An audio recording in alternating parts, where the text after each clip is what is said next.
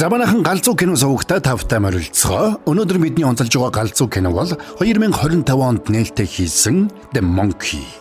Энэ удаад нэг аимшигын кино яриад үгүй гэж бодоод энэ киног сонгосон байгаа. Тэгээд энэ галзуу эвгүй киног ярьж өгөх боломж олгосон Quizlab-ийн хамт олондоо баярлалаа. Хамт олон найз нөхдөөрөө галзуу мэдрэмжийг бодитоор мэдрэмээр байвал Quizlab-ыг зориорой. Манайхан дардгуудаа дараад үзэх нь ойлгомжтой. Тэгэхээр хэдүүлээ олон таван үггүй ямар учиртай яадаг сармагчин болохыг хамтдаа олж мэдцгээе.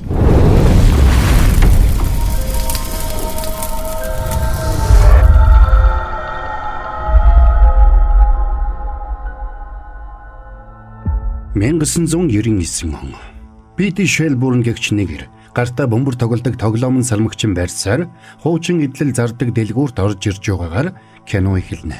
Хувцсан цус олжээ. Тэрээр тоглоомын сармагчинг буцааж өгөх гэж ирсэн нь энэ. Гэвч дэлгүүрийн ханан дээр хүүхдийн тоглоомыг буцаахгүй гэсэн тэмдэг өлгөөтэй байлаа. Пити хариуд нь энэ бол тоглоом биш, аимшигтай зүйл. Энийг бөмбөрөөр тоглож эхлэх үед аимшигтай зүйл болдог гэж учирладаг. Гэтэл нөгөө тоглоомын сармагчин ажиллаж худалдагч Пити хоёрыг хоёуланг нь цочоож орхино. Хэсэг хугацааны дараа сармагчин бөмбөр тоглохоо боллоо. Тэд айцгааж юу болох вэ гэж чимээ чагнж байсан ч юу ч болсонгүй. Мань хоёр тайвширч ойр зүрэг ярилцаж эхлэх үеэр нэг хулган дэлгүүрийн лангуун дээгүр гүйж ирээд нэг бэхэлсэн олсыг тас мэрсэнд олсоор тогтоож байсан зүйл нэг хавчаахаа барьсан эртний хөшөөг онсонд хавчаахан сум алдаж худалдагчийг нэвтсүүлбэж орхилоо. Дараа нь олс бэхэлсэн сум буцаж сугарсанд худалдагчийн гэдэс дотор бүхэлдээ цуваад гарч ирдэг. Энэ бүхнийг харсан Пити гал шүршигт шүүрч аваад хараар шингэсэн тоглоомын сармагчинг байшинтай юутай хийтэй хамт шатаахыг оролддог. Дүрс солигдоход Билл Хаал гэгч ихэр ах トゥ хоёр шүдэ угааж байгаа харагдана. Тэд хоорондоо тэмцсэн харилцаатай биш юм шиг байгаа. Билл Хаалаас 3 минутаар төрүүлж төрсөн учраас ах нь гэж тооцогдох болж. Тиймээс Билл дүүгээ боломж гарах бүрд дээрлэхийг оролдоно. Тэдний ээжийг Луис гэдэг айцх нь болохоор ямар нэг шалтгаанаар тэднийг орхиод явсан байж. Нэг өдөр ах トゥ хоёр нэг шүүгэнд байсан аавынхаа эд зүйлсийг сонирхоод ухаж үзэж байна. Тэнд киноны ихэнд гарсан Питигийн дүрмт хувцас харагдлаа. Өөрөөр хэлбэл Пити тэдний эцэг нь байж. Тэд бас тэр шүүгэнээс нэг хайрцаг олж доторхыг нь онгойлгож үзтэл дотроос нь нөгөө бөмбөртэй сармагчин тоглоом гараад ирдэг. Тэнд түлхүүрийг эргүүлээд юу болохыг хар гэсэн заавар бичээстэй байлаа. Бийлж олон зүйл бодлого шууд түлхүүрийг эргүүлж орхисонд сармагчин гинэд муухай нээж бөмбөрөө цогхохоор гараад алайсан боловч ягаад ч юм согсонгүй. Маргааш нь тэдний ээж Луис болзоонд явхаар гарч хоёр хүүгээ асрагчтайгаа хамт ресторан руу явуулдаг. Хүүхдүүд ч ресторан руу явхаар гарцгаалаа. Гэтэл нөгөө эвгүй тоглоомын сармагчин айл хэдий машинд нь ороод суучихсан байдаг. Удалгүй тэд нэгэн Япон ресторанд ирцгэлээ. Тогооч тэдний нүдний өмнө гал дөрвөлзүүлэн хоол хийж эхлэхэд хүүхдүүдийн сэтгэл хөдөлж байлаа. Гэтэл гадаа нь тэдний машины арын суудалд байсан өнөөх сармагчин ягаад ч юм жолоочийн суудалд суусан байна. Гэтэл сармагчин гинэт ажиллаж бөмбөрөө хүчтэй нүдэж байснаа зогслоо. Энэ үеэр тогооч хутгаа эргэлдүүлэн хоол хийж байхдаа санамсргүйгээр гараас савж хоёр хүүгийн асрагч N1-ийн толгойг тас завжиж орхидог.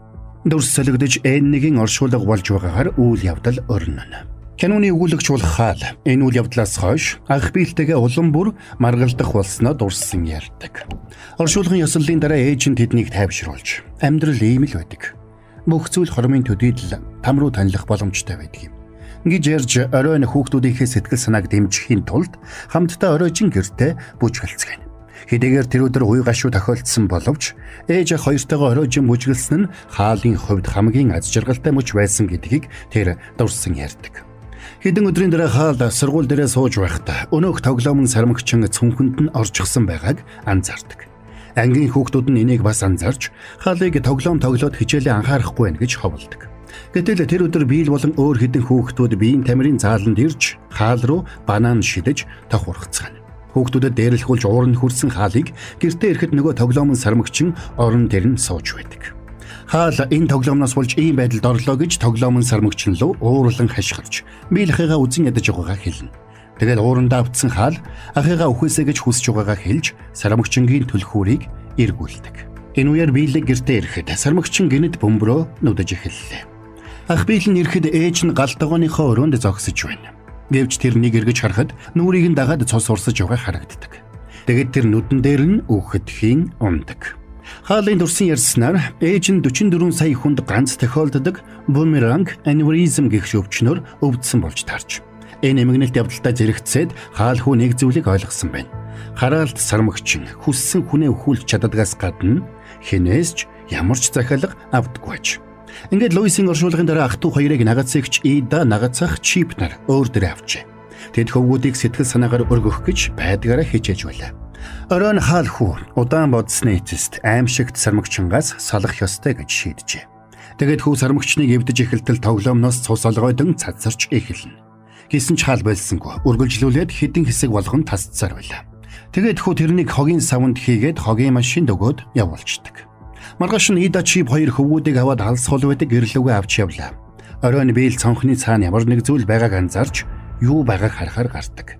Гэтэл нөгөө аимшигтай тоглоомын сармагчин гэрийнх нь гадаа дагаад ирж гисэн байдаг. Биел тэр тоглоомыг авчирлаа гэж дүүдээ ууралсан ч хаал тоглоомыг авчираагүй. Харин ч олон хэсэг хуваагаад эвдээд хайчихсан гэдгээ хэлнэ. Тэгээд хаал тэр тоглоомыг хараагдсан. Асаргчулан ээжийнх нь үхэлд тэр сармагчин буруутай гэж тайлбарладаг.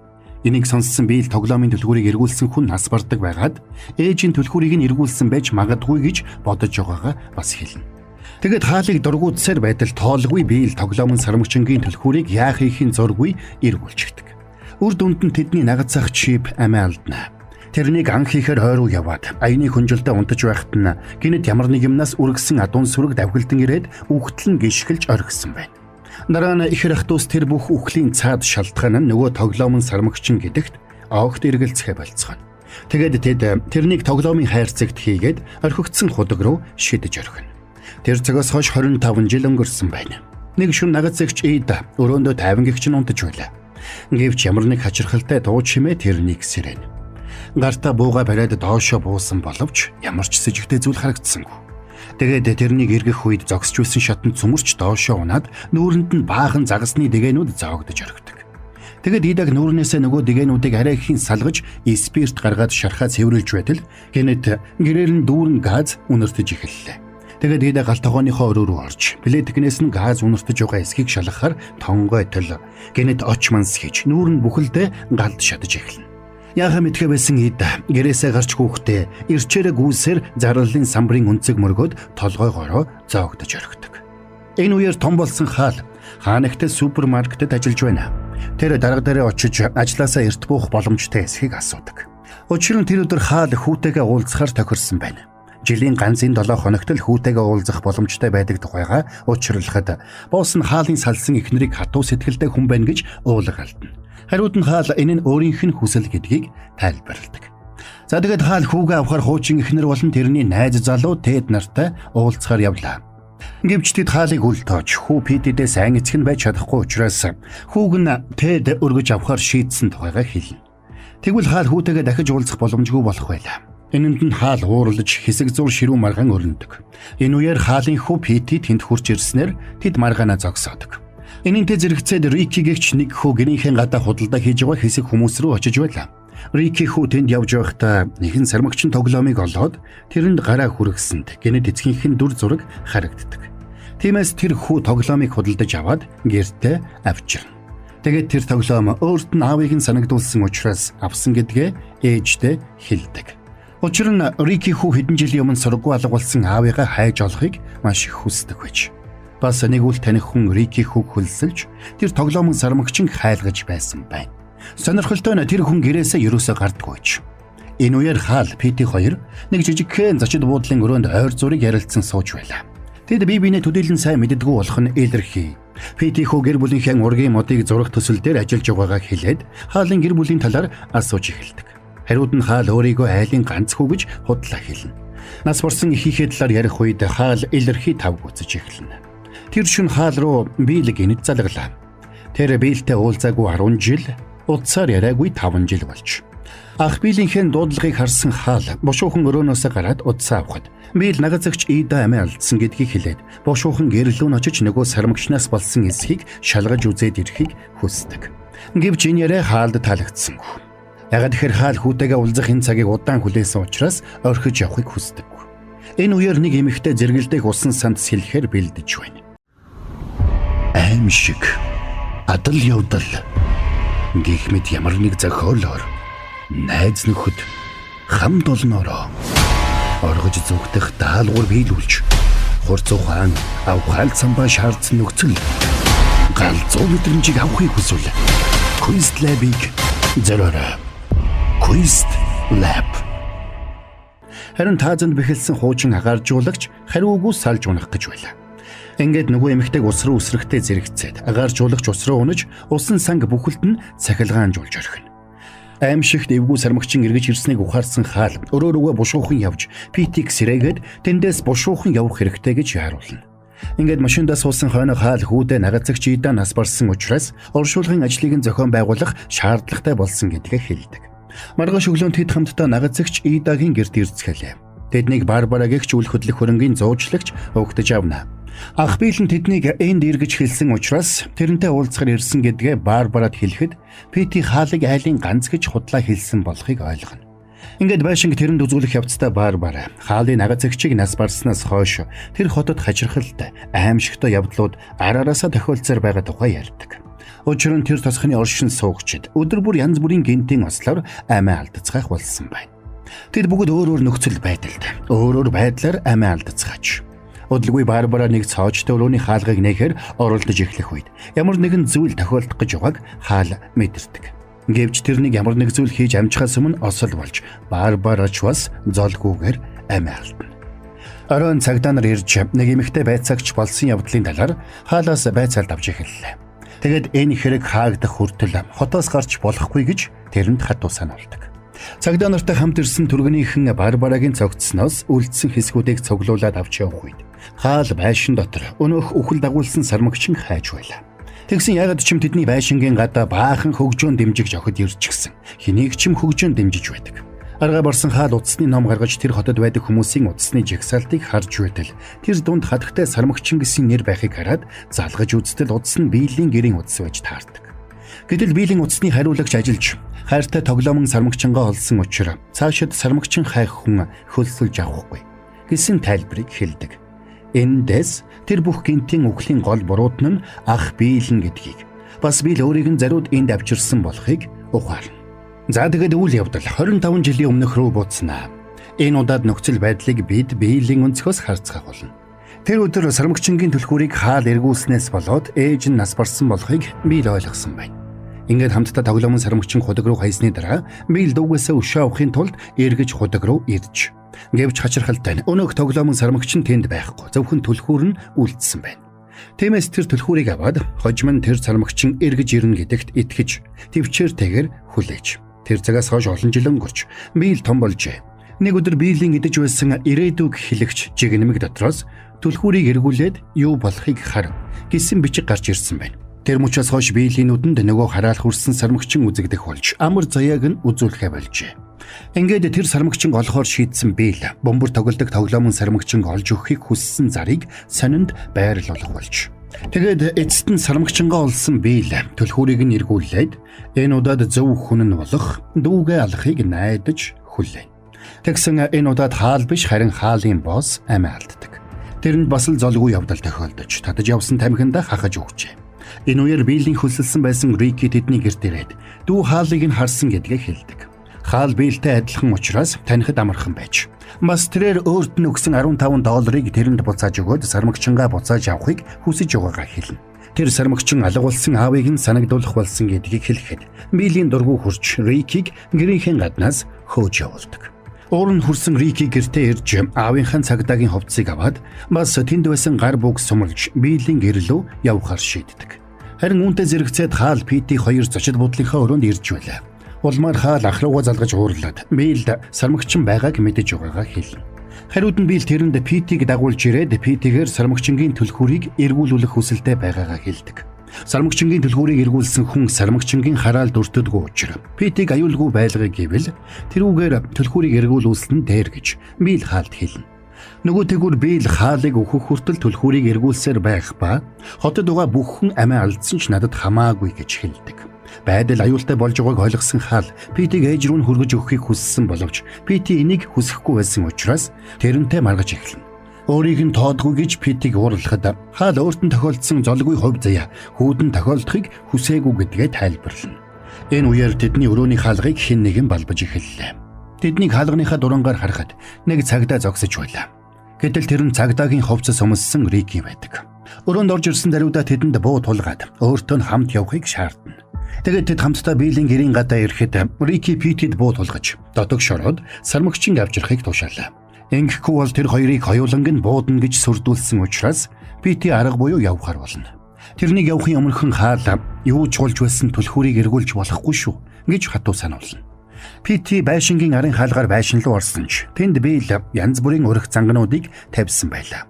Гэсэн ч Пити тэр бүх өрх занганд нь өртөхгүйгээр өргөшилсаар. Гадаа нь хаал Рикигээс яагаад энэ бүхнийг хийж байгааг нь асуудаг. Рики ч эцэст нь өөрийгөө цагдаа биш гэдгийг хэлнэ. Гэтэл яг тэр мөчид тэдний машины дээр нэлээд том зүгүний үүр байгааг тэр хоёр хоёулаа анзаардаг. Энийг харсан хоёр хоёулаа айцгааж эхэлнэ. Энэ үеэр Пити явсаар авгах Бийлтэйгээ уулзлаа. Тэрнийг очих үед Бийл сармагчтайгаа ярилцаж байдаг. Бийл Питид сармагчингаа хариулж багвахта хамгийн их тоглох дуртай тоглоом нь байсан гэдгийг хэлнэ. Тэгээд одоо ажиллахгүй байгаа учраас түлхүүрийг нь эргүүлж ажилуулж өгөөч гэж Питигээс гуйдаг. Хэсэг зур тэнгэлцсэн Пити Бийлийн шахалтанд автаж аавынхаа сануулгыг мартаад түлхүүрийг эргүүлнэ. Энэ үеэр нөгөө сармагчин гинэд асаж бөмбөрөө аимшигтайгаар нүдэж эхэллээ. Үүнтэй зэрэгцээд нөгөө том зүгний үүр мөчөртэйгөө хамт аажмаар доошилсоор. Гэтэл гайвалж Рики сум алдахдаа нөгөө зүгний үүрийг онож орхидог. Улмаар цонхонд гарсан нүхээр орж ирсэн зүгийнүүд бүгд яах ихийн зургүй Рикигийн ам руу нисч ороод Рики тэр дороо амиа алдна. Сандарсан хаал машинаасаа бушуухан бууж Питиг дуудаж хашгирч эхлэх үед Бийл хаалыг амьд угааг сонсоод энэ удаад төлөвлөгөө нь бас л бүтлгүйдсэн болохыг ухаарлаа. Ууралсан Бийл сармагчин барьж аваад хаалыг алуулахын тулд бөмбөрийг нь хүчээр тоглоулах гэж оролдож эхэлнэ. Гэтэл сармагчин гинэт хүчтэй докторч Бийлийг хологигч нь шидэж орхино. Энэ үеэр хаал арын хаалгаар нь орж ирээд Пититэй таардаг. Харин нөгөө талд өнөөх сармагчин гинэт өөрөө ажиллаж бөмбөрөө аимшигтайгаар зогсоо зайгүй нүдэж эхэлнэ. Хэсэг хугацааны дараа сармагчин бөмбөрөө тоглохоо болгоход тэртээс янз бүрийн дэлбэрэлт сонсогдож эхэллээ. Бийлийг цонхоороо харахад хот бүхэлдээ галд шатаж энд тэндгүй дэлбэрэлт болж байдаг. Энэнтэй зэрэгцээд Бийлийн өрөөний тааз цөмөрч янз бүрийн хүмүүсийн цогцснууд асгарлаа. Өрөөнд орж ирсэн хаал Бийл дуурлж гэмгүй олон хүний аминд хүрсэнд буруудадаг. Харин Бийл хариудна. Ээжийнхээ өшөөг авахын тулд зөвхөн тэрнийг л алахыг хүссэн гэдгээ хэлнэ. Тэр хаалыг ээжийнхээ үхэлд буруутгаж өөрийг нь алахын тулд сармагчингийн түлхүүрийг эргүүлснээс болоод ээж нь үхсэн гэдгийг хэлдэг. Энийг сонссон хаал тэр бас миний чээж. Би түүнд ямар нэг муу зүйл болоосаа гэж хизээж хүсэхгүй байсан гэж хэлдэг. Тэгээд хаал Бийлээс уучлалгүйгээд хүнд хэцүү цагуудыг тус тустай биш харин хамтдаа туулж бие биедээ дэм болж байх ёстой байсан гэдгийг хүлээн зөвшөөрнө. Тэгээд хоорондын харилцаагаа засахад одоо ч оройтойгүй байгаа гэдгийг сануулдаг. Бийл хэлсэн үгтэй нь санал нийлж буруугаа хүлээж хаалаас уучлалгуйлаа. Ингээд ах トゥ хоёр эвлэрэхэд хаал Бийлийг Пититэй хамт хийхээр төлөвлөж байгаа холын аялалд хамт явахыг өрнө. Бийл зөвшөөрдөг. За ингээд бүх зүйл сайхан болдгийн даваан дээр өнөөх гайтай сармагчингийн гар доош бууж бөмбөрийг сүүлийн удаа цохиж орхино. Тэгсэн Бийлийн хийсэн зангануудын нэг гинэд ажиллаж бовлонгийн бөмбөгөөр буудсан нь Бийлийн толгойг цөм цохиж орхино. Маргааш нь Пити хаал хоёрыг хотоос гарч явхад тэдний зам дагуу аимшигтай дүр зураг тэднийг өгтлээ. Энэ аимшигтай үйл явдлыг дахиж давтагдахгүй байлгах үүднээс тэр хоёр өнөөх сармагчин дэрэгдээ ойрхон байлгаж хинж түлхүүрийг нь дахиж эргүүлэхгүй байхад хатуу анхаарахаар шийдэцгэн. Явах замд нь нэг морь унаж гартаа сэлэн барьсан үнсэн саарл хүн тэдэнтэй зөрдөг. Тэр хүний нуруунаас үнс нурам суунаглаж байлаа.